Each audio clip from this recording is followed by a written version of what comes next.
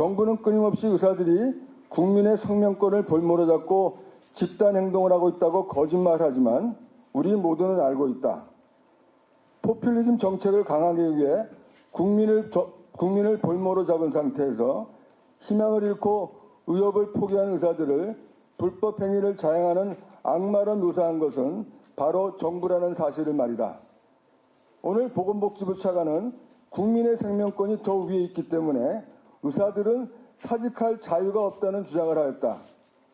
국민의 생명권은 당연히 소중하나 의사의 전문가 집단의 직업 선택의 자유 역시 국민의 기본권으로 마땅히 존중받아야 한다고 생각한다.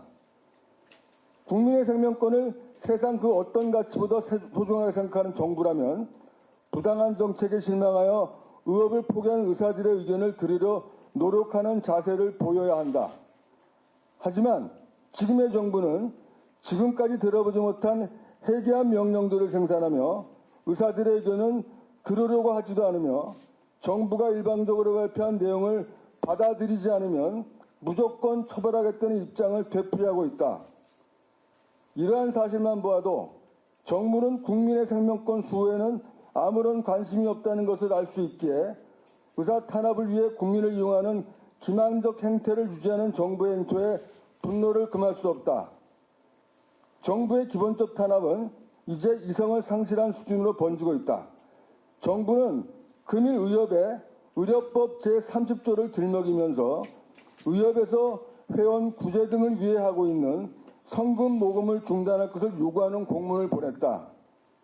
의료법 30조에는 중앙에는 보건복지부 장관으로부터 의료와 국민보건 향상에 관한 협조 요청을 받으면 협조해야 한다고 쓰여 있다.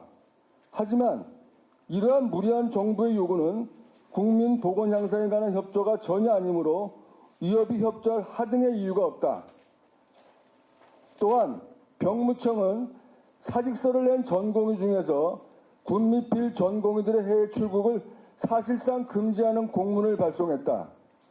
공문에서는 이미 병원 안 사직한 전공의는 병원 소속이 아님에도 병원장의 허락이 있어야 해외 출국이 가능한 것으로 간주하고 있는데 이는 중범죄자들에게만 제한적으로 발령되는 출국 금지 명령과 다를 바 없어 정부는 사실상 전공의들을 강력 범죄자와 동일시하고 있다는 말이 된다. 의사들은 대한민국이 이렇게 정부의 무리한 법 적용 남용이 가능한 사실상의 독재 국가였는지 진정 몰랐음을 인정한다. 하지만 정부가 아무리 자유의사에 기반한 행동을 불법으로 규정하여 탄압해도 달라질 것은 없다. 한 명의 의사가 탄압받으면 1000명의 의사가 더 포기할 것이고 그 수가 늘어나면 결국 대한민국 모든 의사들이 의사 되기를 포기할 것이기 때문이다.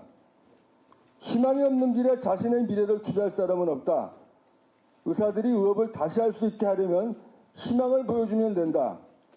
탄압 일변도의 현재 정부 방침은 결국 모든 희망을 꺾어놓게 될 것이다. 따라서 정부가 만약 조금이라도 국민 생명을 소중히 여긴다면 의사들의 말에 귀를 기울이기 바란다.